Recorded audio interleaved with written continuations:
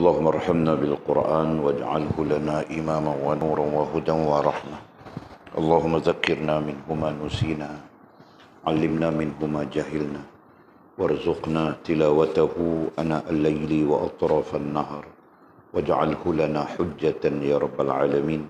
اللهم افتح لنا فتوح العارفين، وارزقنا فهم النبيين، واجعلنا من عبادك الصالحين والمتقين يا رب العالمين.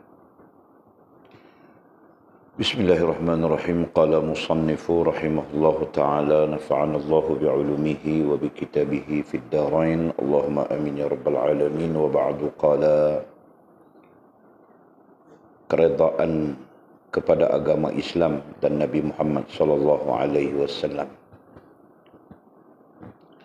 Bukti sabda Nabi sallallahu alaihi wasallam yang menunjukkan bahawa orang yang redha dengan agama Islam, redha dengan qadar, qada dan ikhtiar Allah Subhanahu wa taala, ialah sebagaimana firman Allah Subhanahu wa taala dalam surah Ali Imran ayat 19.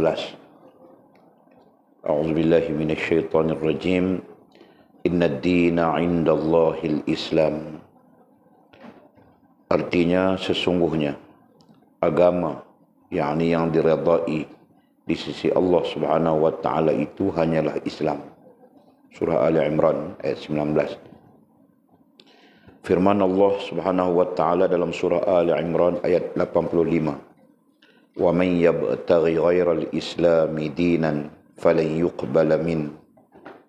Artinya barang siapa yang mencari dan suka agama yang lain selain agama Islam, maka sekali-kali tidak akan diterima, yakni agama itu daripadanya. Seseorang yang redha akan agama Islam, lazimnya ia mengerjakan suruhan dan arahan Allah Subhanahu wa taala serta menjauhi segala larangannya. Menyuruh melakukan perbuatan yang ma'ruf dan menegah yang mungkar. Amat murka dan benci kepada orang yang melakukan perbuatan yang dilarang oleh Allah dan Rasulnya, yang membuktikan kesempurnaan Islam. Sabda Nabi SAW itu juga menjelaskan bahawa orang yang redha dengan Nabi Muhammad SAW itu sebagai nabinya, lazimnya ia begitu suka dan gemar mencontohi perbuatan dan perlakuan Rasulullah SAW itu. Tidak gemar akan dunia, amat menyayangi orang fakir, miskin, serta memaafkan seseorang yang melakukan kesalahan kepadanya. Lantaran perlakuan tersebut adalah amalan pribadi Rasulullah SAW. Seseorang yang redha kepada Allah Subhanahu wa taala sebagai Tuhannya, pasti dia menyerahkan hal ehwalnya kepadanya dengan meninggalkan tadbir dan ikhtiar bagi nafsunya. Seseorang yang redha dengan agama Islam mengambil dan mengamalkannya. Seseorang yang redha dengan Nabi Muhammad SAW sebagai nabinya akan menurut jalannya dan arahannya. Oleh sebab itu, tidak sempurna seseorang itu kecuali apa yang disebut tadi ada padanya. Ini kerana mustahil seseorang yang redha kepada Allah Subhanahu wa taala sebagai Tuhannya, tidak redha kepada agama Islam dan tidak redha dengan Nabi Muhammad SAW sebagai nabinya. Ini kerana kesemuanya itu sudah lazim berhimpun ke atas dirinya. Maqam yakin, apabila sudah terhimpun yang tersebut di atas, ke atas dirinya, maka dia diarahkan ada bersama-samanya 9 maqam yakin, yaitu taubat, pertama taubat, kedua zuhud, ketiga sabar, keempat syukur, kelima khauf, keenam raja', ketujuh redha, ke-8 tawakal, dan ke-9 mahabbah. Setiap maqam tersebut tidak sah dan tidak wajar sekali-kali kecuali menghalau keluar, meninggalkan tadbir dan ikhtiar bersama-sama dengan Allah Subhanahu wa taala. Taubat. Pernyataan tersebut adalah amat penting kerana orang yang bertaubat daripada dosanya wajib bertaubat jika ia inginkan tadbir dan ikhtiar bersama-sama dengan Allah Subhanahu wa taala Tuhannya. Oleh sebab itu, seseorang yang tadbir dan ikhtiar bagi keperluan nafsunya adalah kerana dosa besar yang tertanam di dalam hatinya. Sementara orang yang bertaubat, ia akan kembali kepada Tuhannya dan meninggalkan setiap apa jua yang tidak diredai untuk hambanya. Tadbir itu tidak diredai oleh Allah Subhanahu wa taala adalah kerana tadbir itu syirik. Seolah-olah anda menyekutukan Tuhan dan kufur akan nikmat akal. Sesungguhnya Allah Subhanahu wa taala tidak suka kepada hambanya yang kufur. Bagaimana boleh sah taubat seorang hamba yang begitu sukar dan penuh dengan tadbir dunia bagi keperluan nafsunya, sehingga ia lupa dan lalai akan bagusnya tadbir dan kurniaan Allah Subhanahu wa taala kepadanya. Zuhud, demikian juga tidak sah zuhud seseorang itu kecuali ia meninggalkan dan keluar melarikan diri daripada tadbir dan ikhtiar bagi keperluan nafsunya. Karena sebab itu, ia diarahkan meninggalkan memakan dan memadai yang halal secara berlebih-lebihan dan juga yang lain-lain. Zuhud daripada gemar dan gilakan pangkat yang tinggi di dalam dunia. Inginkan namanya terkenal di kalangan manusia serta meninggalkan tadbir dan ikhtiar bersama dengan Allah Subhanahu wa taala. Sabar.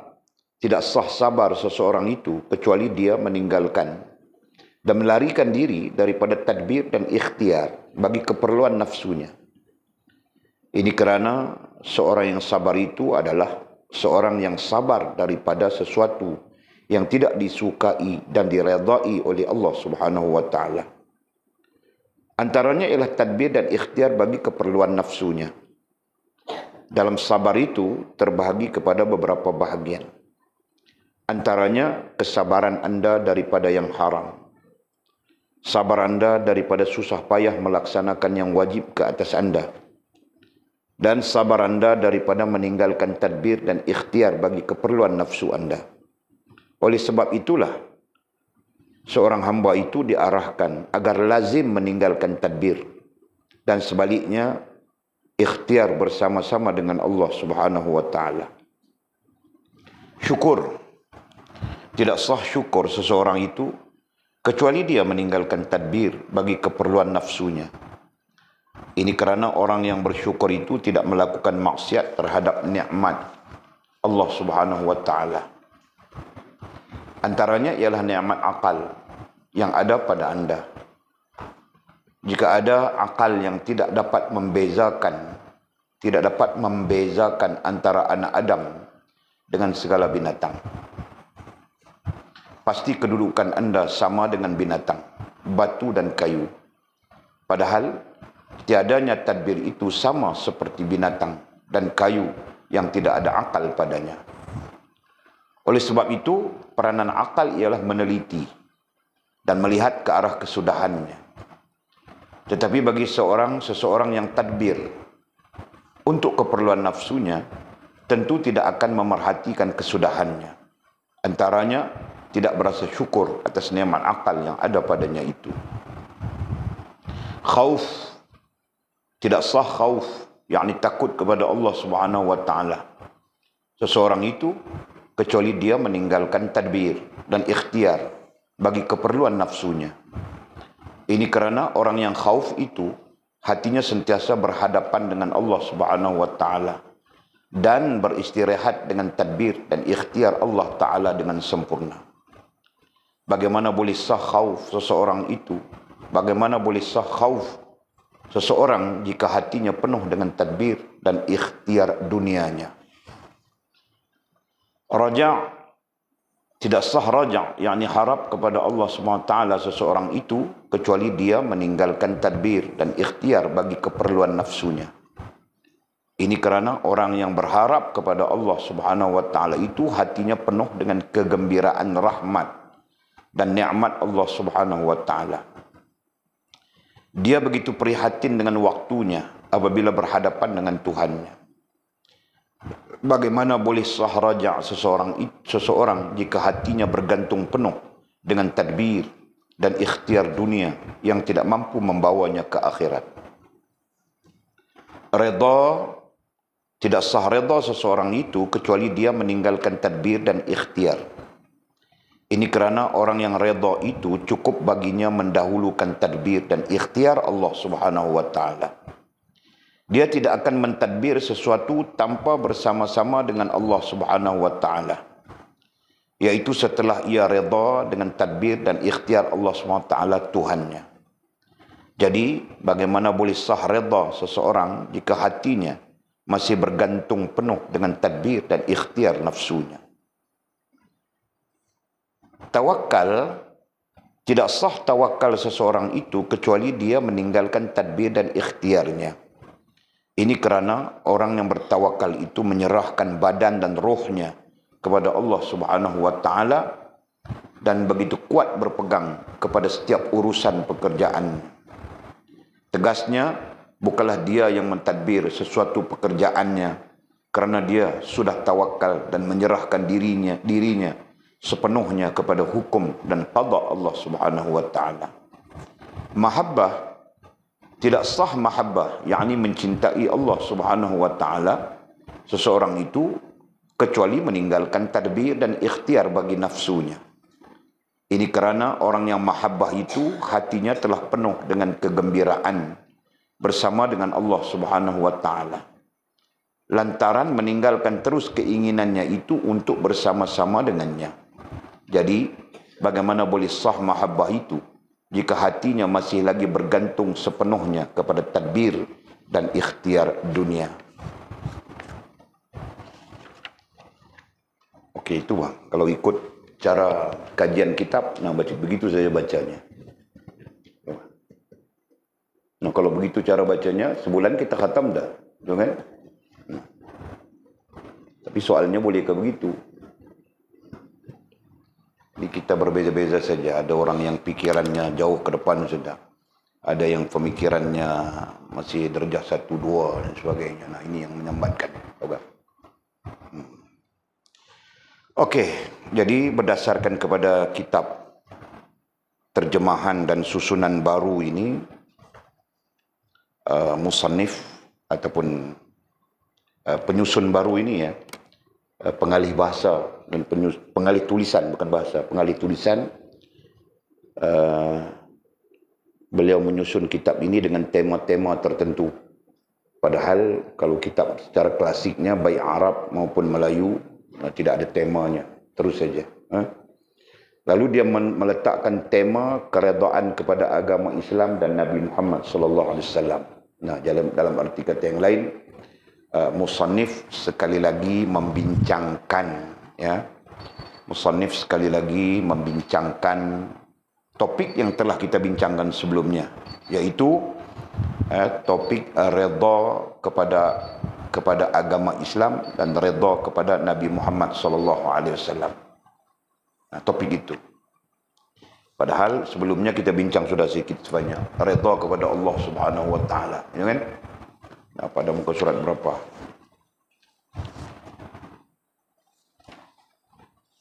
Dari awal lagi gitu kan, dari awal lagi kita berbincang tentang redha kepada Allah Subhanahu wa taala. Khususnya ketika kita bercakap tentang qada, qadar dan takdir. Kan? Okey. Jadi tidak dipermasalahkan kepada topik-topik yang diletakkan. Yang penting kita memahami apa yang cuba disampaikan oleh musannif rahimahullah taala. Jadi berdasarkan kepada tajuk ataupun topik yang telah diletakkan, kata musannif, bukti sabda Nabi sallallahu alaihi wasallam yang menunjukkan bahawa orang yang redha dengan agama Islam, redha dengan agama Islam, topik asasnya, dasarnya adalah redha. Ya, kita berbincang sudah redha itu apa maknanya redha. Mizi. Nah, tidak ada nama lain lagi aku sebut. Mizi, Jul, Rantau. Nah, 3 orang saja lelaki tinggal. Kan? Yang lain lagi jadi perempuan sudah. Okey. Terus.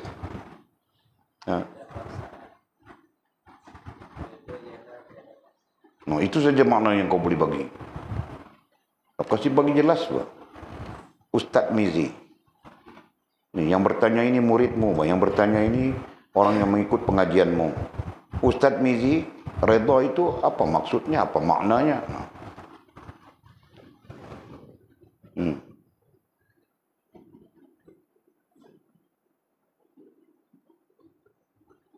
Nah, kau Ustaz Mizi kan? Nah, jelaskan bah. Belajar sudah. Mana si Sila dengan ni? Sakit. Nah, sekejap lagi hantar hospital. Lagi siapa yang sakit? Sila dengan Faz. Nah, 2 orang hantar hospital. Panggil ambulan, ambil 2 orang tu. Terus. Ini. Aduh, macam mana itu yang boleh tanya tadi? Macam mana mau bincang? Laju macam boleh sebutkan tadi. Nah, itu pun tidak ingat. Makna redha pun tidak ingat. Nah, mesti Rantau ingat.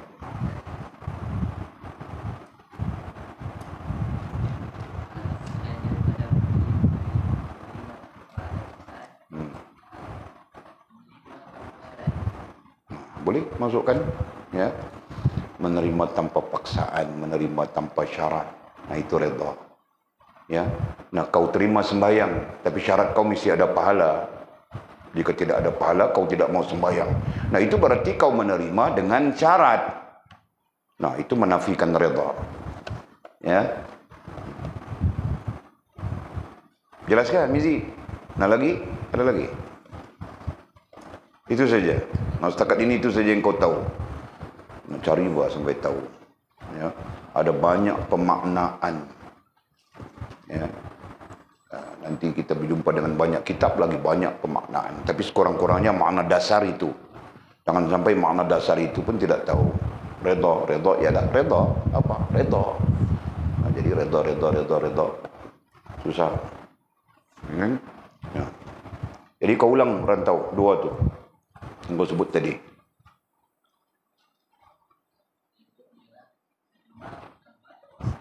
Menerima tanpa ada paksaan, bukan tanpa ada paksaan, tanpa rasa terpaksa.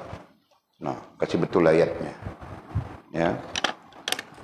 Redha ialah menerima. Satu ya. Redha menerima sesuatu. Nah, sesuatu itu dalam konteks hubungan kita dengan Allah SWT disebut syariat ya. Nah, menerima sesuatu syariat. Nah, sesuatu itu lebih umum ya. Tanpa rasa terpaksa. Ya. Nah, itu. Ini termasuk terpaksa terima. Rasa terpaksa terima. Contoh, sihat sakit. Rasa terpaksa terima. Rasa terpaksa itu yang boleh merosakkan redha. Kan?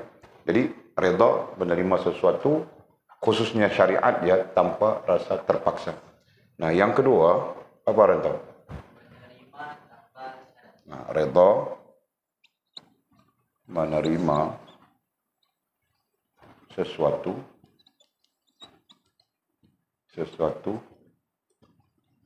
tanpa syarat. Nah, ini khusus dengan Allah SWT ya. Jadi terima tanpa syarat. Mana-mana yang terkait dengan bercanggah dengan fakta yang kita sebutkan, fakta dasar yang kita sebutkan ini, nah itu sebagai tidak redha. Nah, itu termasuk di dalam apa? Di dalam semua hal ya. Dalam jual beli. Nah, akad jual beli itu menuntut redha, betul kan? Nah, jika tidak redha, nah berarti kau terpaksa, nah itu tidak sah akad jual belinya. Nah, begitu. Seterusnya dalam hal-hal muamalah. Nah, jelas semuanya kan? Nanti si Mimi, nah dia terima suaminya dengan redha, berarti tambah syarat, kan? Jadi suaminya tidak insam pun tidak apa, dia redha, tanpa syarat, gitu. Jangan kau meletakkan syarat, ku terima kau, kau jangan menikah lagi. Kau yang meletakkan syarat, mana boleh begitu? Nah, itu tanda tidak redha. Ya kan? Nah, jika diperbahaskan, nah itu. Okey.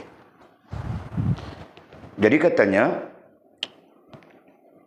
bukti sabda Nabi SAW. Nah, sabda Nabi kita baca sudah. Lepas sudah ya. Jadi dirujukkan saja. Sabda Nabi dirujukkan ke mana? Dirujukkan, nah, itu. Muka surat 9. Jadi musannif cuma membincangkan, berbincang lanjut, nah begitu. Jadi katanya bukti sabda Nabi SAW yang menunjukkan bahawa orang yang redha dengan agama Islam, nah redha dengan agama Islam. Jadi kita maknakan dengan makna yang kita tulis ini. Redha dengan agama Islam artinya menerima sesuatu agama, gitu kan? Menerima sesuatu, nah sabit dengan agama disebut syariat, iman, Islam, ihsan, tanpa rasa terpaksa. Nah, sebab itu pada sisi lain la ikraha fid din, tidak ada paksaan dalam agama. Nah, kenapa tidak ada paksaan? Karena setiap yang bersifat paksaan, nah itu tidak redha. Ya. Nanti sisi lain kalau kita berbincang redha itu terkait dengan akidah. Nah, rosak akidah. Redha itu jika dibincang sisi fiqh, sisi ibadah. Nah, rosak ibadah, gitu kan? Redha itu jika dibincangkan sisi lain, sisi adab. Nah, rosak adab. Nah, rosak akidah, rosak ibadah, rosak adab artinya rosak agama. Jelas kan? Nah, itu. Boleh faham enggak? Nah, kaitannya itu. Nah, untuk supaya kita tidak rosak agama, nah, kita perlu menerima sesuatu yang daripada agama itu tanpa rasa terpaksa. Jelas kan? Nah, mungkin ada keadaan-keadaan yang aku memaksa diriku untuk buat. Nah, itu ceritanya lain. Ya. Ya, kita memaksa diri kita untuk salat. Nah, itu ceritanya lain. Itu kita memaksa diri kita kerana kita beragama dengan agama Islam. Nah, adapun pada sisi Allah Subhanahu wa taala, ya, kau lakukan dengan rasa terpaksa, nah di sana tidak ada keikhlasannya, betul? Jelas ya? Keikhlasan itu sendiri nanti lahir daripada perasaan tidak terpaksa, betul? Paham gak, Jul? Nah, kaitannya itu ada nanti. Paham ini? Okey. Jadi sebut lagi apa tadi? Redha dengan agama Islam. Nah, yang kedua, redha dengan agama dengan Islam, redha dengan agama artinya menerima sesuatu tanpa syarat. Nah, jadi kau menerima sesuatu daripada agama itu tanpa syarat. Tanpa syarat dengan maksud yang kita sebutkan tadi, contohnya ya, tanpa imbal balas. Sekalipun Allah memberikan kepadamu, ya kan? Nah, Allah memberikan kepada kita pahala, Allah memberikan kepada kita kebajikan, Allah memberikan kepada kita macam-macam lagi kan, kurniaan, anugerah begitu begini macam-macam disebutkan. Nah, tetapi kita menerima agama Islam itu tadi tanpa syarat. Allah memberikan atau tidak memberikan, kita menerima, gitu kan? Nah, itu redha. Paham tak?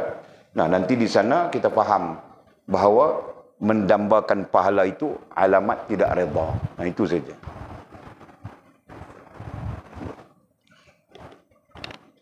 Jelas kah? Okey. Seterusnya redha dengan qadar qada. Dia terbalik ini. Ya. Seterusnya redha dengan qadar qada takdir sekali. Kita baca sekali saja. Yang betulnya adalah qada qadar takdir. Nah, kita baca begitu. Jadi perlu kita redha kepada qada, qadar dan takdir. Nah, takdir itu berada di dalam ikhtiar Allah Subhanahu wa taala. Ikhtiar itu merujuk kepada makna af'al. Kita cerita sudah, kita cakap sudah ya. Ya. Ikhtiar di situ merujuk kepada makna af'al, merujuk kepada makna perbuatan Allah Subhanahu wa taala. Jadi kita redha kepada qada, qadar, takdir. Sama saja. Ya. Jadi kita ambil pendekatan ini, redha menerima sesuatu tanpa rasa terpaksa. Redha menerima qada, qadar, takdir Allah SWT tanpa rasa terpaksa. Ya. Redha menerima qada, qadar, takdir Allah Subhanahu wa taala tanpa syarat. Ya. Nah, kalau kau bersyarat sekalipun, nah untuk apa jika Allah tidak memberikan kepadamu, betul kan? Nah begitu. Jadi soal Allah memberikan atau tidak, nah itu tidak timbul. Kita menerimanya tanpa syarat. Ya kan? Nah ada juga yang lain, ulama-ulama mengatakan, nah nanti wujud juga bersyarat. Ya. Nanti pada satu-satu keadaan wujud juga, walaupun kita sebut di sini redha menerima sesuatu tanpa syarat, wujud juga. Satu-satu keadaan nanti wujud juga bersyarat. Tahu apa? Nah, contoh, aku cuma mau Allah terima diriku. Betul kan? Nah, dia redha apa? Dia redha menerima segalanya. Tapi dia meletakkan syarat di sana, Allah menerima dirinya. Nah, itu syarat yang sah, kata para ulama. Jelas ya? Nah, syarat begitu tidak mengapa. Kan? Karena syarat begitu berada di dalam tujuan. Ya, jadi janji Allah redha kepadaku, ya, ataupun aku mau redha Allah, aku mau Allah menerima diriku. Nah, syarat-syarat sebegitu, nah tidak tertakluk dengan menerima tanpa syarat. Kenapa? Karena hal itu berada di dalam tujuan. Ya, ada di dalam tujuan sudah.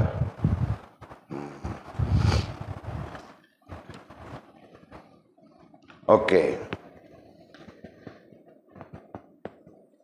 Ialah sebagaimana firman Allah Subhanahu wa taala. Nah, Nabi menyebut di hadis, musannif sekarang menggabungkan, mencantumkan dengan firman Allah Subhanahu wa taala surah Ali Imran ayat 19.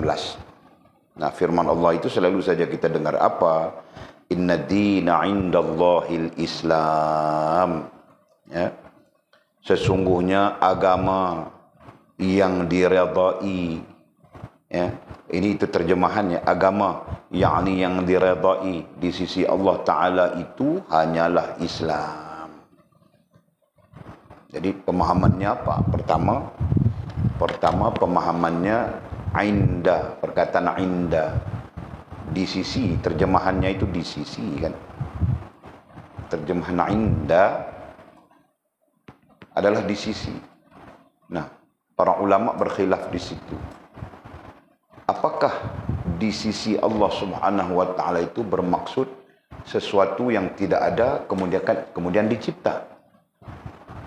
Ya, nah itu Walid pernah berbincang, pernah cerita dengan kamu orang, pernah bercakap dengan kamu orang semua. Ya, merujuk kepada perkataan di sisi. Jadi Allah Subhanahu wa taala mencipta, kemudian berada di sisinya. Atau istilah lain, Ainda di sini ainda itu agama kan? Inna din agama diterjemahkan dengan agama. Apakah agama itu diciptakan oleh Allah Subhanahu wa taala kemudian berada di sisinya? Atau agama itu sememangnya pada sisi Allah Subhanahu wa taala tidak diciptakan? Itu isunya. Ya kan? Nah, kalau diciptakan ya makhluk. Jelas ya? Nah sekarang, apakah agama itu makhluk? Paham kah? Apakah agama itu makhluk? Atau agama itu adalah sifat bagi Allah Subhanahu wa taala seperti sifat-sifat yang lain. Nah, disinilah ya sebahagian daripada perbincangan para ulama. Nah, Walid draftkan ada pendapat, ada pandangan para ulama. Mereka meletakkan Allah kemudian menciptakan, bukan menciptakan, jangan sebut menciptakan, di bawahnya adalah agama, ya, agama, dan di bawah agama itulah sekalian makhluk yang lain, ya. Jadi seolah-olahnya begitu, pahamkah?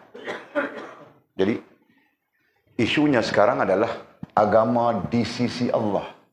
Nah, perkataan di sisi itu yang diperbincangkan. Apa maksud di sisi? Nah, para ulama, sebagian ulama mengatakan di sisi itu adalah sifatun min sifatillah. Ya.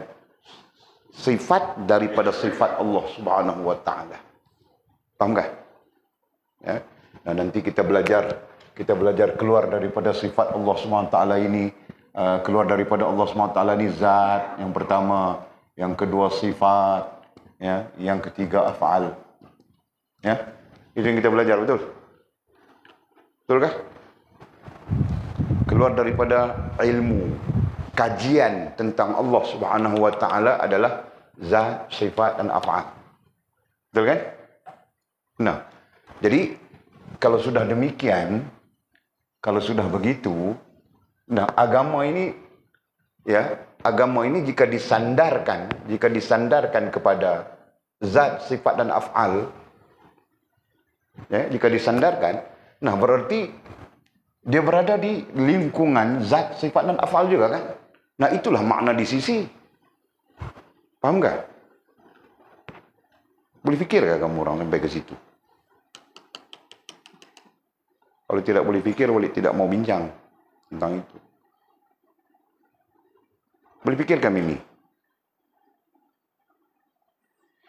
Kalau di sisi dengan makna diciptakan, nah agama ini diciptakan. Kan? Allah SWT menciptakan agama Islam. Ya. Agama Islam. Nah, berarti agama ini makhluk. Betul. Kerana dia diciptakan. Kewujudannya bermula dengan tidak ada, betul? Sedangkan di sini, ayat ini, inda.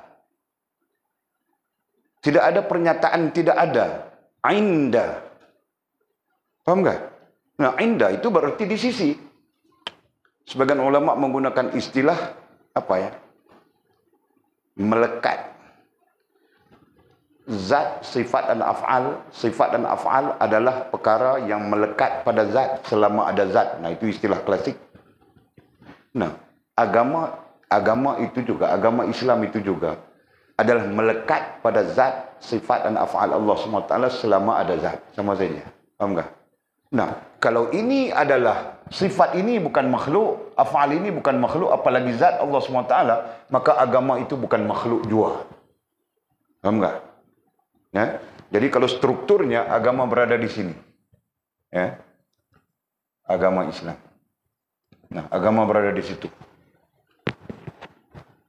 Jelaskah? Dia bukan keberadaan agama, bukan seperti keberadaan kita. Ya, pahamkah? Nah, keberadaan kita daripada adam kepada wujud, daripada tiada kepada ada, betul? Nah, agama tidak ada istilah tiadanya. Paham kan? Jadi, di sanalah kalau demikian, apakah agama itu makhluk atau agama itu adalah sifat, bahagian daripada sifat Allah Subhanahu wa taala?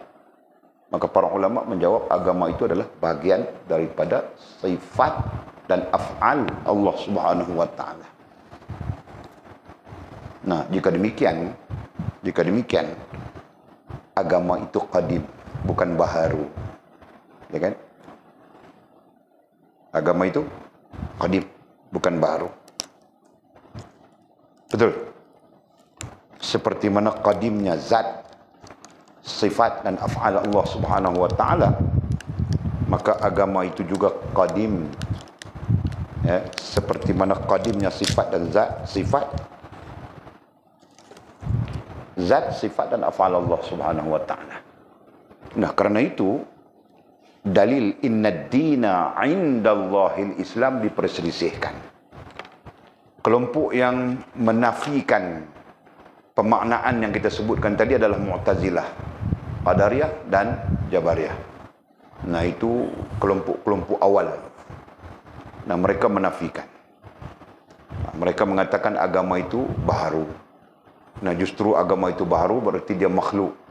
Nah, justru makhluk, maka dia bersifat dengan sifat-sifat makhluk.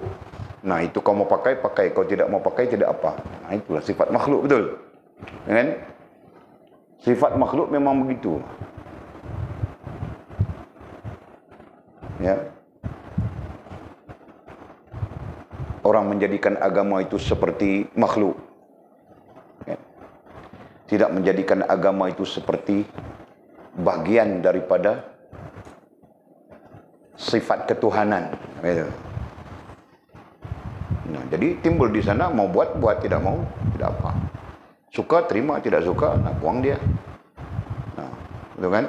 Nah, hasil daripada situ, wujudlah manusia-manusia yang penghujungnya mencaci maki Allah Subhanahu wa taala, mencaci maki baginda Rasulullah sallallahu alaihi wasallam, ya kan? Nah, Allah kemudian mendatangkan Rasulullah, Allah kemudian mendatangkan Rasul untuk menunjukkan kepada kita, ya, bagaimana untuk menjalankan agama itu. Paham, Jul? Nah, itu tidak dibincangkan di peringkat-peringkat rendah, ya. Nah, Walid melihat kamu orang perlu bincang bahawa mau jadi ulama sudah. Okey. Jadi ayatnya inna dina 'indallahil Islam, sesungguhnya agama, kemudian di sini yang diredai. Nah, padahal kita bercakap sudah tadi, ya. Agama itu bagian daripada sifat Allah Subhanahu wa taala, bagian daripada af'al Allah Subhanahu wa taala yang wujudnya seiring zat, yang qadim, tidak ada permulaan. Ya. Berarti bukan Allah baru buat agama, bukan. Ya. Arash Allah baru menciptakannya, kan? Nah, itu kita kaitkan dengan pengajian kita.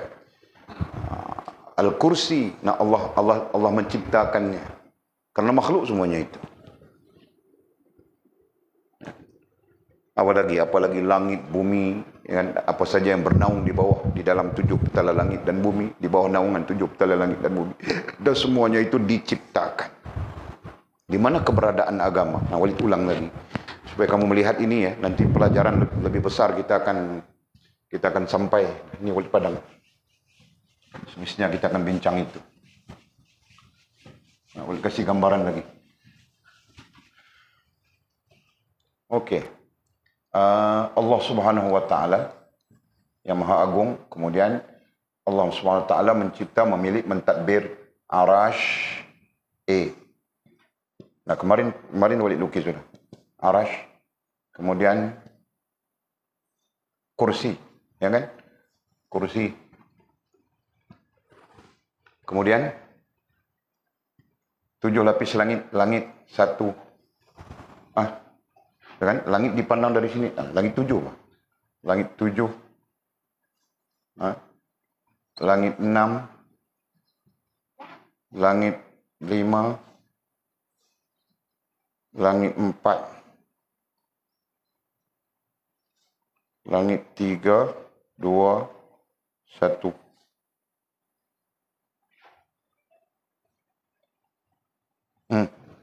Betul kan? Nah, di bawah langit itu, nah barulah barulah yang bernaung di bawah langit. Yang bernaung di bawah langit itu terdiri daripada segala planet itu, planet ini, planet itu, planet ini, dan segala makhluk yang ditempatkan di dalam planet-planet, termasuk bumi, ya, seperti kita. Okey. Jadi, kalau jika agama itu merupakan satu ciptaan Allah Subhanahu Wa Taala, ya, satu cipta yang Allah Subhanahu Wa Taala cipta, berarti dia makhluk. Kalau dia makhluk, di mana keberadaannya? Jelasnya. Nah, itu bentuk pertanyaan. Nah, Walid satukan di sini.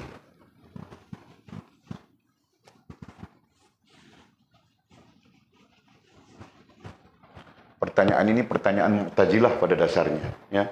Tetapi dijawab oleh Imam Abu Hasan Asy'ari. Mudah-mudahan Allah merahmatinya sebagai penyelesaian terhadap pertanyaan ini melalui kaedah metodologi Ahlussunnah wal Jamaah. Okey.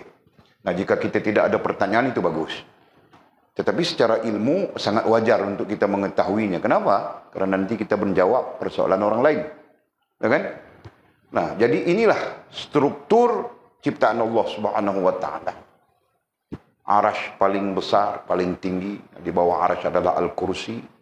Di bawah Al-Kursi adalah 7 petala langit. Nah, menaungi, dalam naungan 7 petala langit itulah sekalian bintang-bintang yang kita lihat, yang kita nampak. Kemudian kita katakan segala bintang-bintang, planet-planet itu, planet ini, planet itu, planet ini, macam-macam planet. Nah, salah satu planet ini itu namanya bumi. Ya? Nah, dalam bumi itu ada lagi makhluk-makhluk yang kita pun tidak tahu kesemuanya, kan? Nah, semuanya itu bagian daripada ciptaan Allah SWT. Okey. Tadi kita sebutkan apabila kita belajar tentang Allah, kita mengkaji tentang Allah.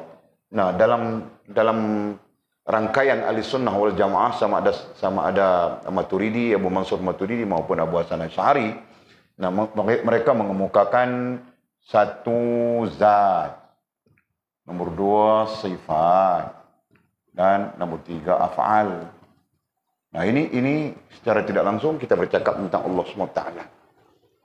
Nah, persoalan kita, keberadaan agama, istilahnya di sisi. Paham kan? Inda dengan makna di sisi. Nah, sekarang kalau di sisi, ini bukan di sisi, ini di bawah. Betul kan? Kita baca daripada kitab Mukasyyafatul Qulub kemarin. Betul kan? Nah, tengok, takut kita silap.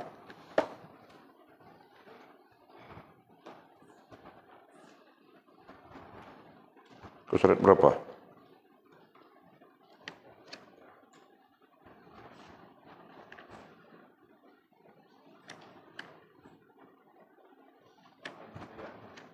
Sembilan. No, 89, betul Pak?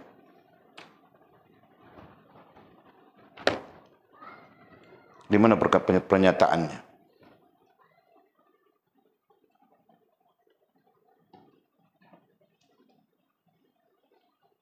Ada pernyataannya.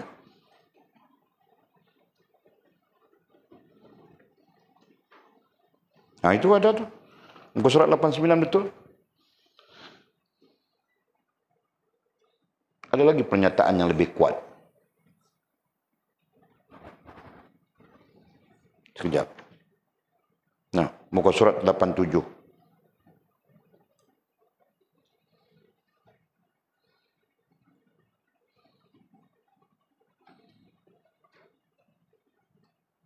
Jumpa kah?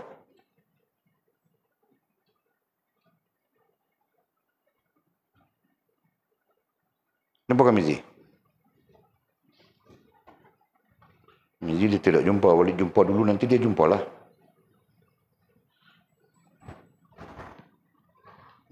Nah, muka surat 89, paragraf apa? Paragraf sebelum dua sebelum akhir. Setelah mengucapkannya, mereka pun memikulnya. Kaki mereka lantas menembus ke lapisan bumi ketujuh sekencang angin.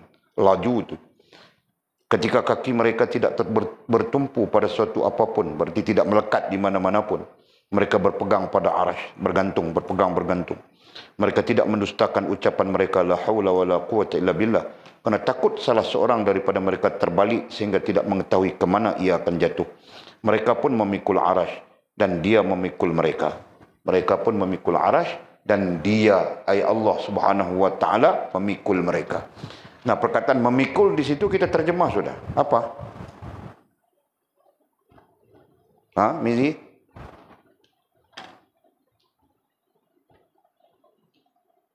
Ada dhabitnya kah? Tidak ada dhabit. No, ada apa? Boleh kasih tahu sudah kemarin. Memikul di situ dengan makna apa? Apa Mimi? No. Ada apa perkataannya? Kan? Memikul di situ dengan makna menanggung, memikul di situ dengan makna berhubung, memegang, banyak makna aku kasih kemarin. Ya. Nah, Allah Subhanahu wa taala menanggung arash, Allah Subhanahu wa taala memegang arash. Kan? Nah, kemudian Allah SWT arash itu memegang kursi, kursi itu memegang langit yang 7. Nah, berarti saling terikat di antara satu sama lain. Sekalian makhluk itu, betul kan? Nah, sama macam kita juga kan? Nah, kau pikir kau tidak terikat dengan udara kah? Jul? Nah, jika tidak ada udara, kau mati macam ikan keli saja, tahu ikan keli? Berarti kau terikat dengan udara, betul? Nah. Terikat apa lagi, Jul? Makan, minum, bini. Nah, semua orang terikat. Aku seorang saja tidak terikat dengan bini, tahu tak? Paham, Jul? Semua orang terikat. Yang bini terikat dengan laki. Nah, semua ini semak kepala saja, tahu tak? Okey. Nah, jadi balik kepada persoalan kita. Dapat sudah ya? Sekurang-kurangnya kita faham teks ini memahamkan kepada kita tentang Allah Subhanahu wa taala memegang, memikul, menanggung. Nah, istilahnya cuma satu, berkuasa ke atas sekalian makhluknya, betul? Ya. Allah Subhanahu wa taala berkuasa ke atas sekalian makhluknya. Nah, ini makhluk semuanya. Masya-Allah. Ya. Bermula daripada yang besar dan berkebesaran, nah itu arash, sampai sekecil-kecilnya, yang paling kecil sekali di bawah ini, kuman kah, apa yang boleh sebut semalam kan? Nah itu, semuanya berada di bawah ta'aluk kuasa Allah Subhanahu wa taala. Nah itu kita terima, itu akidah kita. Okay? Nah isunya sekarang, agama berada di mana? Paham enggak? Ayat itu menyatakan inda, menyatakan di sisi. Ya, sebab itu para ulama membincangkan. Nah, jika di sisi, apakah ia termasuk diciptakan atau ia merupakan bagian daripada hak Allah Subhanahu wa taala? Nah, para ulama menjawabnya. Antaranya adalah Imam Abu Hasan Asy'ari. Dia menjawab bahawa agama itu adalah bagian daripada hak Allah Subhanahu wa taala. Diletakkan di sini. Agama Islam. Ya. Nah, agama Islam itu merupakan bagian daripada, nah kalau zat boleh saja kita satukan. Nah, begitu. Itulah makna di sisi. Jelas ya? Nah, jika demikian, agama Islam itu bukan makhluk. Ya. Faham tak? Sama sekali bukan makhluk. Jangan kita melayan agama Islam itu seperti makhluk. Faham tak? Nah, apalagi kita orang Islam. Nah, kalau orang kafir itu mungkin dia tidak tahu ini kan.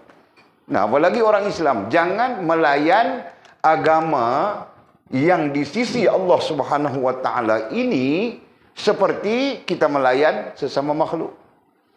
Nah, kalau sesama makhluk pun kita diperintahkan supaya melayan dengan baik, betul? Dengan nah, layan sesama makhluk dengan baik. Kan? Nanti kau mau menikah seorang lagi Mizi, nah istrimu akan melayan kerana istrimu yang lagi satu itu makhluk juga. Dia akan melayan dengan baik. Oke? Jika dia melayan tidak baik, kau mau cakap apa Mizi? Oke? Paham kah? Nah, jadi sekarang kita bercakap tentang kita. Ya, kita berada di mana? Kita berada di bawah ini kan. Nah, kita berada di lingkungan makhluk-makhluk di dalam planet-planet ini. Nah, kita perlu melayan agama itu, ya. Kita perlu melayan agama Islam yang pada sisi Allah SWT itu seperti mana kita menerima Allah Subhanahu Wa Taala. Faham tak? Nah, itu.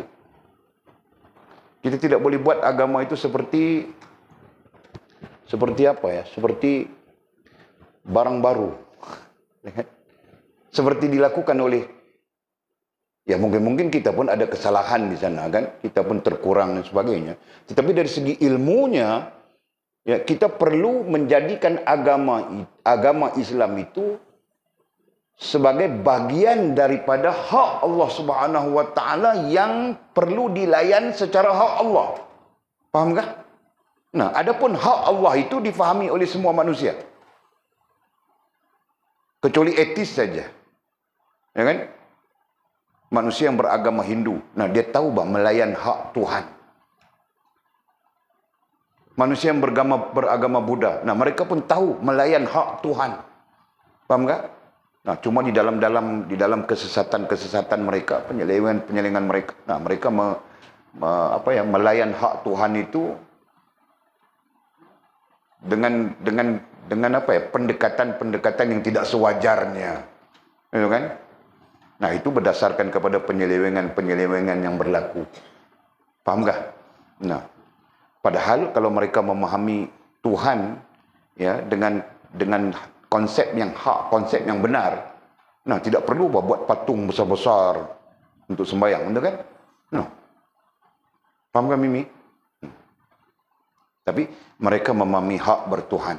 Semua yang namanya beragama, tidak kira agama apapun, ya, memahami hak bertuhan. Kenapa? Karena pada dasarnya agama itu datang daripada satu sumber sahaja. Ya. Ya, kemudian jadi berbagai-bagai agama itu adalah kerana penyelewengan. Jelas ya? Nah, jadi kerana itulah kita perlu melayan agama Islam seperti mana kita melayan hak Allah Subhanahu Wa Taala. Nah, tidak boleh kita bercakap begitu, begini dan sebagainya. Nanti kita belajar daripada kitab Tuhfatur Raghibin. Ya, banyak kita belajar di sana nantinya. Perkataan-perkataan yang boleh membatalkan imanmu. Nah, kenapa? Antaranya ialah kau mengatakan, jika kita mengatakan bahawa Al-Quran itu tidak betul, misalnya. Kan? Hukum Allah Subhanahu Wa Taala itu tidak sesuai, misalnya. Nah, itu perkataan-perkataan yang membatalkan iman. Kenapa? Nah, kerana kita mencabul hak ketuhanan di sana. Ya? Kerana kita mencabul hak-hak ketuhanan. Nah, kalau demikian, agama Islam itu juga adalah hak ketuhanan. Jangan kita cabul. Jelas kah? Maka saya faham betul-betul, Pak. Ini adalah sangat-sangat usul dalam beragama. Nah, nanti kenapa kau pakai niqab? Nah, kerana ini adalah perintah daripada agamaku, begini. Aku menghormati agamaku, aku berpegang dengan agamaku. Nah, begitu, baru betul. Ini kenapa kau pakai? Aku tengok semua orang pakai, tren. Itu tren namanya. Kan? Tren. Nah, kalau orang lelaki sekarang dia tidak mau pakai kopiah, dia pakai topiah.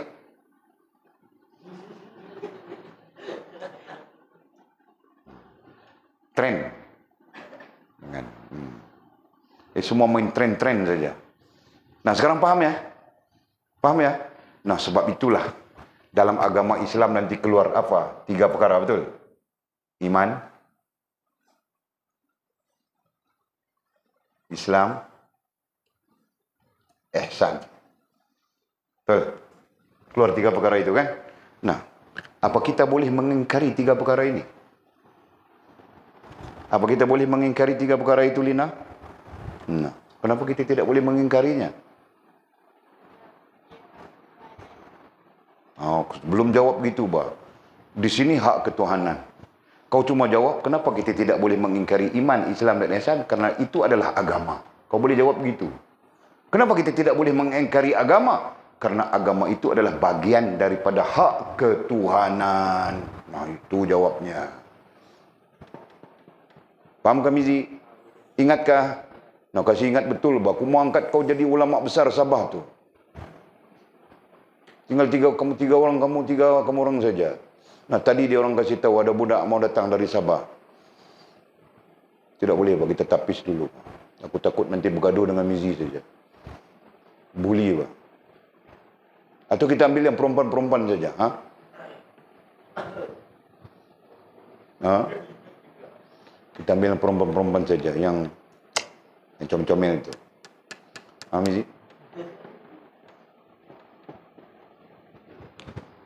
Okey. Okey, faham sudah ya? Okay. Jadi ada pertanyaan ke di sini? Ya, silakan.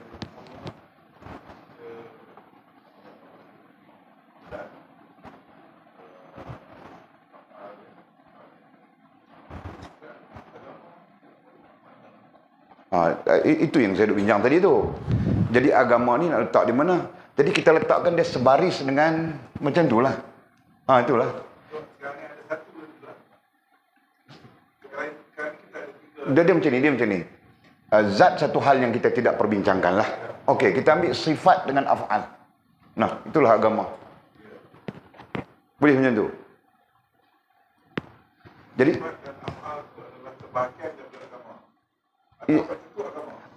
sifat dan af'al itulah bahagian daripada agama. Yes. Ya. Sebab kita ambil perkataan inda. Agama itu adalah perkara yang di sisi Allah. Kalau kita macam pakaian ni, bukan pakaian tak boleh. Kulit kita adalah bahagian daripada kita. Kan? Kulit kita ni adalah bahagian daripada kita. Maka tidak ada pemisahan kulit dengan kita. Begitulah. Macam tu. Jadi ada lagi tak benda lain daripada itu? Kita ada sifat, kita ada af'al, dan kita ada agama. Dia sebagian daripada agama. Apa lain? Maknanya, adakah yang tiga atau lagi sebagian daripada itu? Kita okey, saya ada satu hal yang diperbincangkan di dalam ilmu tauhid dipanggil af'al. Af'al artinya perbuatan. Ya kan? Sedangkan af'al yang diperbincangkan di sini perbuatan ataupun dipanggil kerja lah. Kerja Allah SWT ni terkait dengan Allah SWT. Jadi sifatnya qadim. Af'al Allah qadim, sifat Allah SWT qadim. Nah, seperti mana berarti zatnya qadim. Kita kata begitu. Ya, bila kita bercakap tentang af'al, tentang kerja buat Allah SWT, Allah melakukan kerja yang qadim itu bagaimana? Nah, Allah melakukan kerja yang qadim itu atas nama agama Islam tu lah.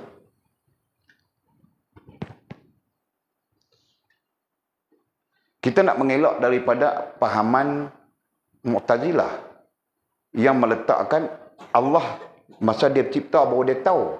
Lepas dia cipta baru dia tahu. Di sinilah munculnya pahaman tu.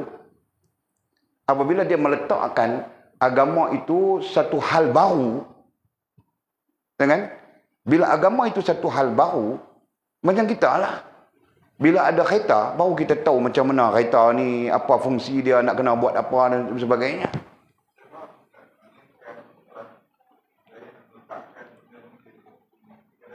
Struktur lah, struktur. Okey. Agama ni berada di dalam af'al. Af'al tu berada di dalam sifat. Sifat itu berada di dalam zat. Begitu. Kalau nak sebut dalam bentuk sebutan, begitu mudah. Ya? Agama berada di dalam af'al Allah Subhanahu wa taala. Sebab itu para ulama lebih menggunakan istilah bahagian daripada af'al Allah Subhanahu wa taala. Sebab af'al Allah Subhanahu wa taala ni maha luas. Kita pun tak tahu. Kan? Asma dia duduk dalam sifat. Para ulama gabung aja. Asma ni adalah sifat dengan af'al. Contohnya Ar-Rahman, Allah SWT bersifat dengan Rahman. Bukan setakat sifatnya, af'alnya pun Rahman. Para ulama berbincang dari sudut itu. Allah bersifat dengan Rahim. Bukan asma'nya saja Rahim. Sifatnya pun Rahim. Af'alnya pun Rahim. Begitu.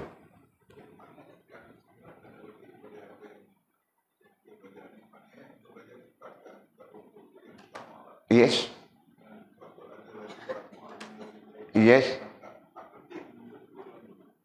Asma penting. Yes.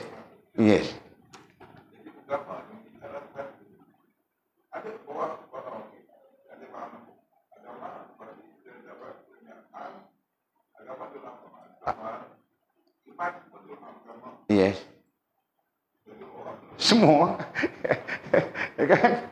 Sebab itu saya kemukakan persoalan tadi. Boleh tak kita mungkiri tentang iman ni? Aku tak mau beriman. Murtad dah jawab dia. Tu ya. Kan? Begitu juga, boleh tak kita mungkiri Islam ni? Tak boleh lah. Sama sekali tak boleh. Cuma nantinya di sana, jahil, kita tak tahu. Nah, itu hal-hal yang darurah. Kelemahan-kelemahan. Kita panggil kelemahan-kelemahan. Tapi pada hakikatnya, boleh tak kita mungkiri Islam? Aku tidak mau Islam ini. Murtad jawab dia. Begitu juga dengan ihsan. Sama saja keadaannya. Jadi, kesimpulannya, siapa pun tak boleh nak tolak iman, Islam, ihsan. Tak boleh.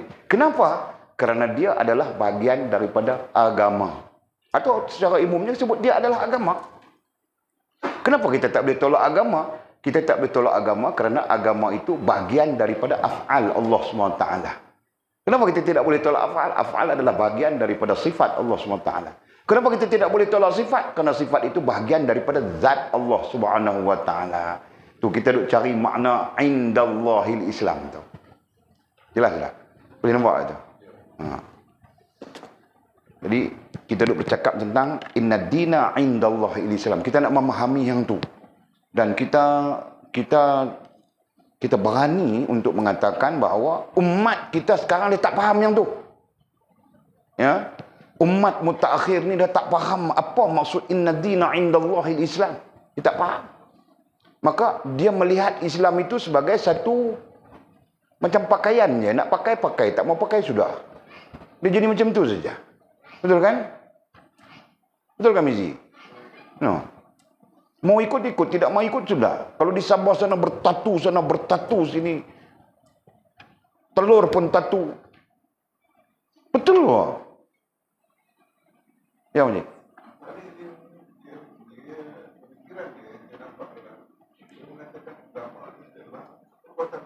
Yes. Kenapa dia melihat agama itu perbuatan manusia? Kerana dia tidak pernah memahami konsep ketuhanan seperti mana yang dinyatakan oleh Allah SWT itu sendiri. Kan? Dia melihat ketuhanan itu sebagai satu entiti yang wujud dan diwujudkan. Dia melihat dari sudut tu.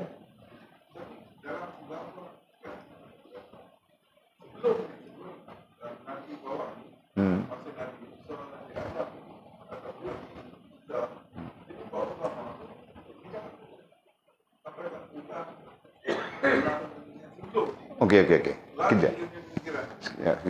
Kita kena balik kepada asas balik. Nah. Asas dia, apakah agama ini? Ya, kita balik kepada kita. Kita di sini, makhluk di sini ni. Ya, Maji, yang namanya manusia di planet ni.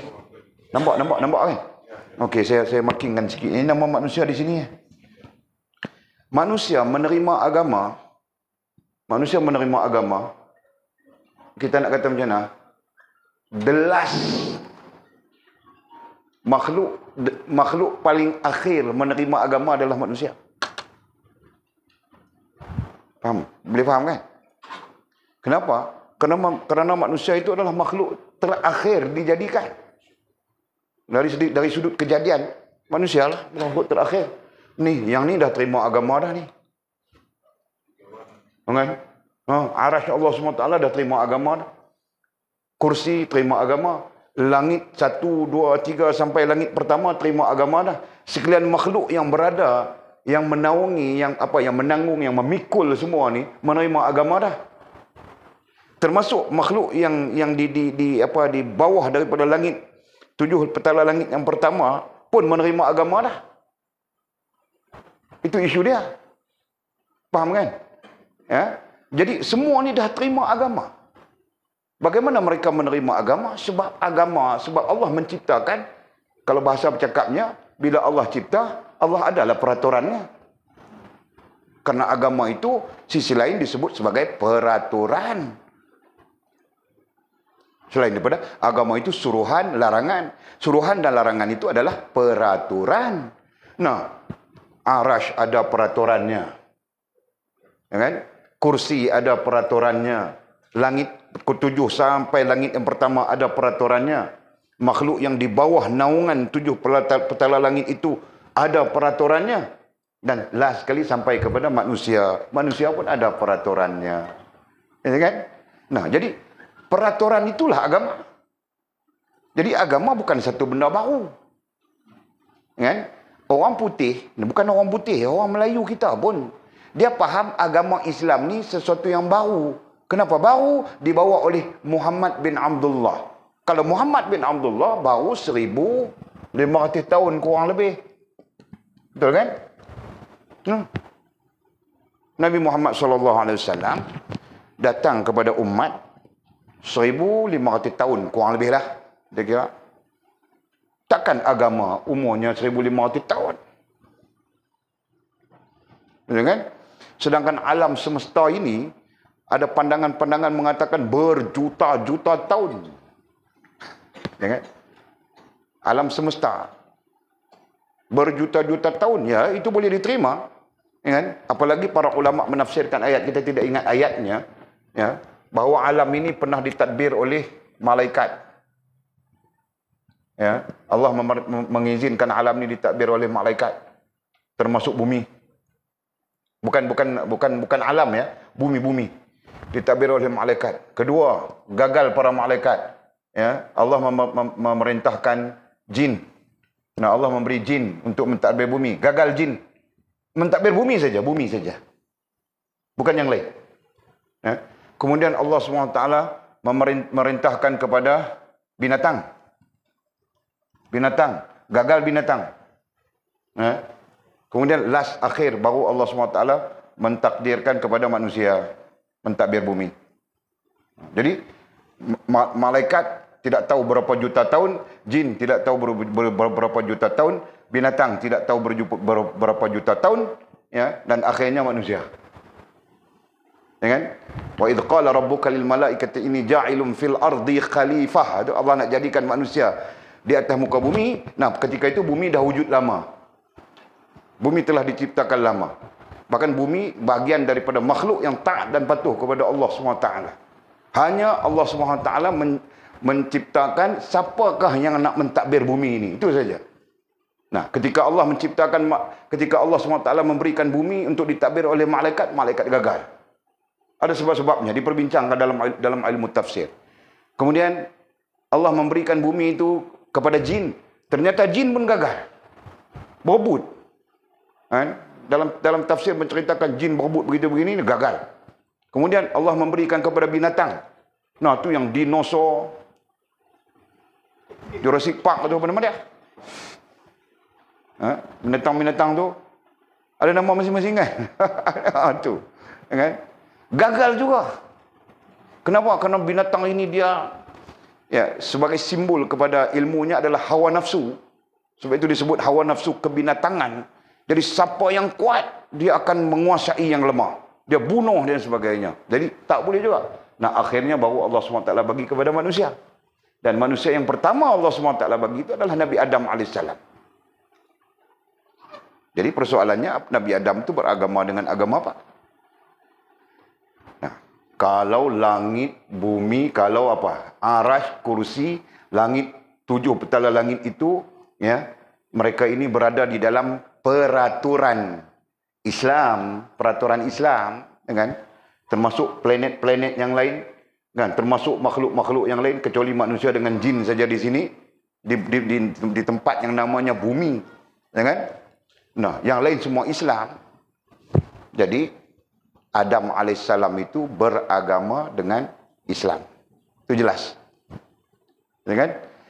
Sebab itu umat dia tak perselisihkan agama Nabi Adam alaihissalam. Adam, Idris, Nuh, mereka tak perselisihkan. Yahudi menerima Nabi Adam alaihissalam sampai kepada Nabi Allah Ibrahim. Ya kan? Lepas itu dia mula kelang kabut. Berarti daripada Nabi Adam sampai Nabi Ibrahim semua agama terima. Agama samawi lah. Islam, Kristian, Yahudi, ya kan? Bahkan agama-agama serpihan pun kebanyakannya menerima kenabian. Termasuk agama Hindu. Cumanya Hindu-Hindu cak ayam ni dia tak tahulah. Tapi kalau Hindu yang baca kitab Veda, Hindu yang baca kitab Brahma, Hindu yang baca kitab Syasma, dia pun tahu lah. Benda-benda tu termaktub dalam kitab. Jadi sampai kepada Nabi Allah Ibrahim, sebelum Nabi Allah Ibrahim, semua pakat terima. Adam, orang kata apa, tak bincang langsung lah. Kan? Menerima saja. Tapi sampai tang Nabi Ibrahim, Yahudi klaim Nabi Ibrahim itu adalah Yahudi. Kristian klaim Nabi Ibrahim itu adalah Kristian. Nah, apatah lagi kita Islam. Allah waktu turun ayat Quran. Maka na Ibrahimu Yahudian. Cari ayat. Maka na Ibrahimu Yahudian wala Nasraniyan walakin kana hanifan muslima wa ma ana minal musyrikin. Allah jawab. Kan? Bila Yahudi pada zaman Rasulullah klaim, Nabi Ibrahim tu daripada kami, dia bapa kepada agama kami. Kristian pula ada, dia bapa pada agama kami. Allah turun ayat menjawab bahawa Ibrahim itu makana Ibrahimu Yahudian. Tidaklah Nabi Ibrahim itu Yahudi wala Nasraniyan, dan tidaklah ia Nasrani, walakin kana hanifan muslima, tetapi dia adalah orang Islam yang suci bersih. Ya kan? Allah jawab. Itulah nak bagi gambaran ni lah. Jadi daripada Adam AS terus sampai kepada baginda Nabi Muhammad SAW sebagai Nabi terakhir adalah Islam. Semuanya bawa Islam. Tidak ada yang bawa agama lain. Kenapa? Kerana agama yang Allah Ta'ala bagi adalah Islam. Agama yang Allah datang pada sisi Allah SWT adalah Islam. Dan mereka tidak ada istilah lain. Sebab itu kalau pokok boleh bercakap, pokok akan beritahu kami Islam. Pokok dia ada peraturan dia. Sebab itu pokok durian tidak pernah keluar buah cempedak. Siam cuba kelun-kelun. Kelun juga dia buat juga. Nak bagi keluar cempedak durian. Dia keluar. Cempedak juga. Rasa durian. Betul? Ya kan? Pokok cempedak. Dia keluar cempedak tapi rasa durian.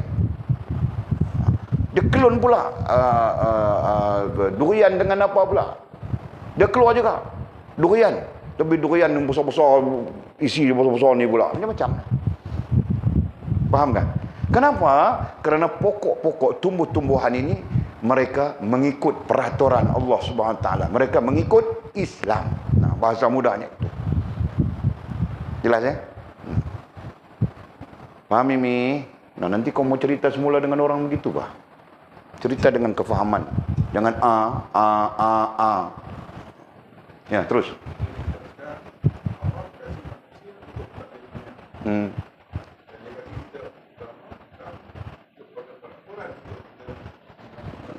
Yes.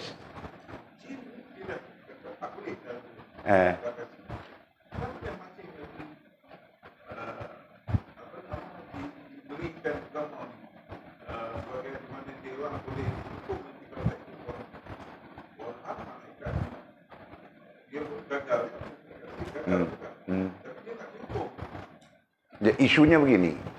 Isunya gagal menanggung.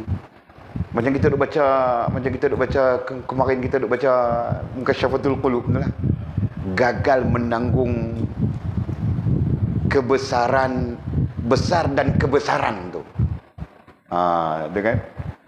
Jadi malaikat gagal dari sudut tu. Mai datang jin pula, jin gagal dari sudut lain, mungkin kerana dia sombong dan sebagainya. Sebab itu dikatakan bahawa Allah bagi kepada manusia, kenapa? Kerana dalam manusia itu terhimpun perangai malaikat, perangai jin, perangai hewan, dan spesifik perangai manusia. Itu kan? Oh iya. Ini minta maaf kat jin ada apa? Kami jin yang baik ni pun.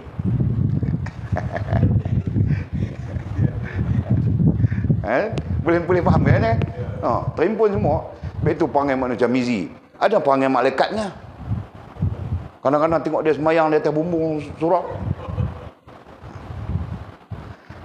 Tapi jangan buat melawak. Ada perangai jinnya.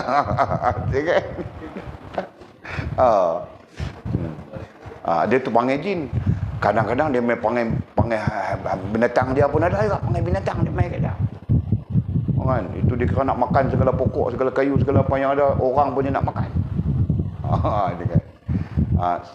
Kadang-kadang dia fleksibel sikit, baru dia main perangai orangnya, perangai manusianya. Begitulah. Manusia akan berkeadaan seperti itu. Ya, di situlah lebihnya manusia. Antara lainlah antara lain. Boleh klik kita sebut tangan. Okey, alhamdulillah. Jadi rupa-rupanya agama kita batas balik ya. Agama Islam ni adalah bahagian daripada kita katakan sifat dan af'al Allah Subhanahu Wa Taala. Nah, kita kena layan agama itu seperti mana kita melayan hak Allah Subhanahu Wa Taala. Ya, nah, mungkin kita lemah, kita tidak berdaya. La haula wala quwwata illa billahil aliyil azim. Kenapa? Kerana malaikat pun lemah, tidak berdaya. La haula wala quwwata illa billahil aliyil azim. Nah, itu clear. Sekarang kita kait, nampak sudah kaitan. Ya kan? Dan sememangnya kita tidak berdaya pun. Kenapa kita tidak berdaya? Karena kita la haula wala quwwata illa billahil aliyil azim. Jadi apa maksudnya di situ? Maksudnya di situ adalah bebaskan kesombonganmu, maka kau akan bergantung dengan Allah Subhanahu Wa Taala. Itu mesej dia, ya kan? Dan sememangnya agama ini mengajar kita, menuntut kita supaya bergantung dengan Allah Subhanahu Wa Taala. Sebab itu Allah sebut dalam Quran, wa 'alallahi falyatawakkalul mu'minun. Orang beriman ni hanya bergantung Allah Subhanahu Wa Taala. Gitu. Sangat jelas fakta, ya kan? Jadi kita diajak supaya bergantung. Bergantung dengan Allah SWT itulah apa yang berat menjadi ringan. Ya kan? Apa yang payah menjadi mudah. Ya kan? Nah, jadi sama saja dengan hal yang kita bincangkan di sini. Nah, jelas sudah sekarang. Ya, boleh bercakap sikit saja tentang ainda. Nah, itu istilah yang kita perbahaskan pada malam ini. Ya.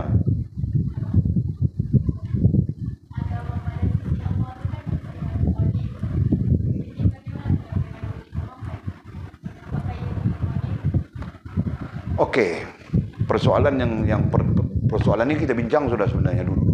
Tapi kau bangkitkanlah kita. Bila bangkit berarti dia hidup semula. Hidup semula, tahu tak? Nah, Lina tanya tentang Nur Muhammad. Ini isu besar nih. Ini isu mau runtuh Malaysia ini. Nah, Nur Muhammad. Jadi kata Lina, agama itu qadim, ya. Agama itu qadim. Sekarang tahu sudah kita agama itu qadim. Nah, bagaimana dengan Nur Muhammad? Nah, sekarang kita cantum saja. Nur Muhammad itulah agama. Nah, begitu saja. Ya kan? Nah, agama sebelum datang kepada manusia, nah, namanya Nur Muhammad. Nah, jelas sudah. Ya. Ketika datang kepada manusia ini baru disebut dengan Islam. Daripada Adam alaihissalam sampai kepada Nabi Muhammad sallallahu alaihi wasallam. Nah, itu Nabi Rasul yang wajib diketahui. Nah, adapun bilangan Nabi itu 124.000 orang. Nah, mereka semuanya membawa Islam. Ya. Nah, jadi persoalan Nur Muhammad, istilah yang sangat-sangat kontroversi ini. Nah, itulah agama. Ya. Sebelum datang kepada manusia tidak disebut sebagai agama, disebut sebagai Nur Muhammad. Ya. Nah, dalilnya baca itu apa? Nurun 'alan nur. Apa ayatnya bunyi? Al-misbah fi zujajah wa zujajatu ka'alla. Nah, ayat yang bunyi begitu. Aku pun tidak ingat.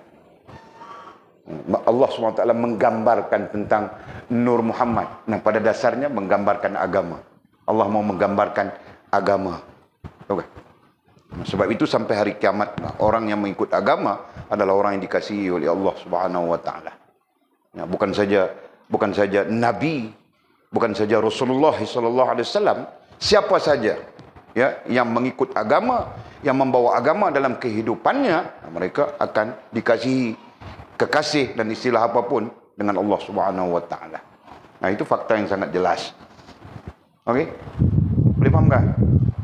Jadi kau mau tanya Nur Muhammad itu datang dari mana? Tidak ada nas. Siapa bilang tidak ada nas? Wahabi saja dia bilang tidak ada nas. Okay. Faham Lina? Okey. Nah, ada pertanyaan lagi dah?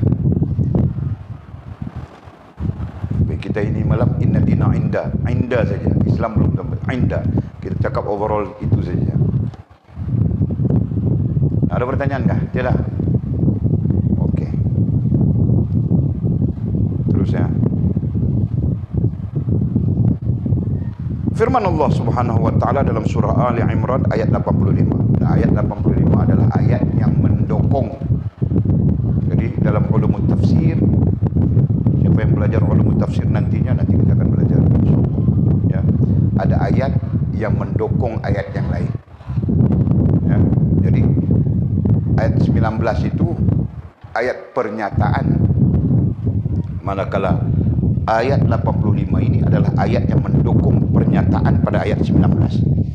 Wa may yabtaghi ghairal islami dinan falan yuqbala min.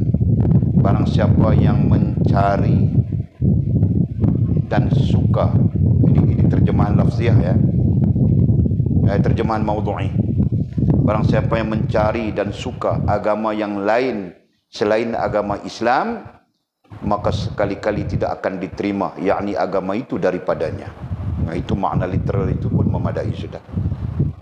Berarti Allah tidak menerima, ya, satu agama. Dan kalau agama kemudian diterjemahkan dengan cara hidup, sistem hidup dan sebagainya, nah Allah tidak menerima. Dengan Allah tidak menerima cara hidup lain daripada cara hidup yang ditetapkannya, yaitu Islam. Allah tidak menerima sistem hidup melainkan sistem hidup yang telah ditetapkannya, yaitu Islam, ya. Nah, sistem hidup yang telah ditetapkan oleh Allah Subhanahu wa taala itulah din, ad-din, ya, yang kita sebutkan ad-din. Nah, itu dalam asasul usul kita belajar semua itu. Nah, perlu ikut cara hidup yang ditetapkan oleh Allah Subhanahu wa taala. Tidak boleh menikah jantan dengan jantan, skru dengan skru, tidak boleh. Kan Jul? Nah, tiba-tiba ada manusia yang mau kasih menikah skru dengan skru. Nah, kalang kabut dunia semua jadinya, ya kan? Bercanggah dengan apa yang diagamakan oleh Allah Subhanahu wa taala. Nah, apa lagi? Nah, semua hal kan? Semua hal bercanggah saja dengan apa yang diagamakan oleh Allah Subhanahu wa taala. Nah, jadi rosak habis manusia semua. Ini sekarang Islam sudah mau jadi kafir pula. Ini masalah besar juga. Ini barangkali fitnah, ya. Barangkali fitnah akhir zaman. Dan itu pun kita bimbang juga. Yang Islam, yang tidak Islam, takut dia kepada Islam, dengan ditakut-takutkan dan sebagainya. Atau sisi pandang lain, mereka melihat orang Islam pun buruk sama saja, kan? Orang Islam pun mabuk arak, jatuh longkang. Orang Islam pun jahat, orang Islam macam-macam kan. Nah, karena mereka melihat orangnya, mereka tidak melihat sisi agamanya.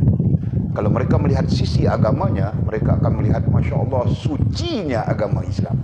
Suci, kan? Dan makna suci itu antara lain adalah baik dan membaikkan, bagus dan membaguskan, elok dan mengelokkan, sempurna dan menyempurnakan. Nah, itu di antara makna suci. Ya, Mizi, Walid pernah dikemukakan persoalan oleh student maktab perguruan, orang Cina dia. Masa itu Walid mengajar di maktab perguruan Kinta. Dia orang Cina. Dan dia tanya, minta Ustaz tolong jelaskan kepada saya apa maksud Islam agama yang suci. Dan dia minta perkataan suci saja. Nah, terkial-kial. Tahu tak? Nasib baik ku ingat juga. Dan jangan sampai kamu orang nanti pulang ke Sabah sana, ada anak-anak dusun yang comel-comel itu.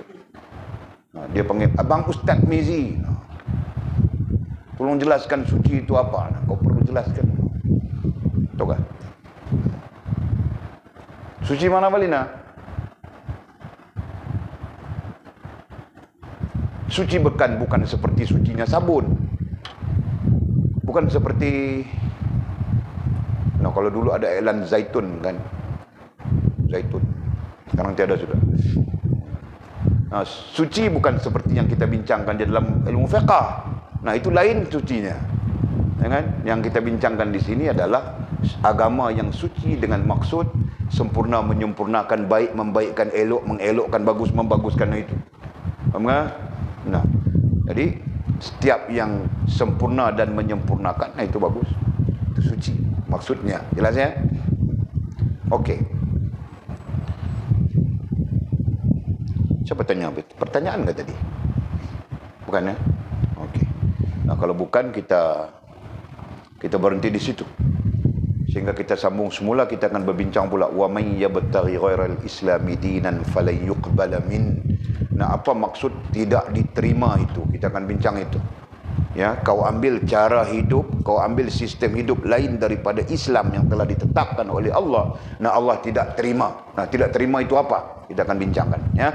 Allah a'lamu bishawabi au kama qala.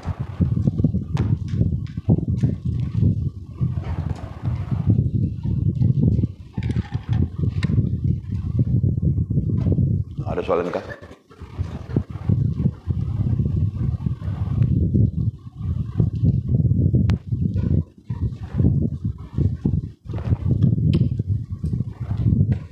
Dia macam orang kritik agama Islam kan? Walid tidak masalah kalau dia kritik orang Islam. Nah, walid tidak masalah. Tapi kalau yang dikritiknya agama, nah itu sangat tidak betul, Pak, karena mereka tidak paham. Satu sisi mereka tidak faham kerana orang Islam sendiri tidak faham, betul kan? Jadi sebab itu kita punya tanggungjawab adalah memahamkan. Supaya kalau mereka mau kritik, nah kritik saja si Mizi, kritik saja si Jul, kritik saja si Rantau, kritik saja Walid. Kan? Apa Walid ni tidak salah, tidak masalah, Pak. Itu biasa saja kan manusia. Kalau yang kau kritik itu Allah Subhanahu wa taala. Agama yang kau kritik itu adalah agama Allah SWT. Karena itulah ya, hukum orang yang mengkritik Allah, mengkritik agama, murtad. Karena itulah kita bincang panjang, insyaAllah. Nah, jangan, kalaupun kita sebagai orang Islam tidak berupaya, nah itu kelemahan kita, kan? Jangan kita mengkritik agama Allah SWT. Bahkan kita perlu melayan agama Allah seperti mana kita melayan hak-hak Allah Subhanahu wa taala. Nah, begitu. Faham kan, Mizi?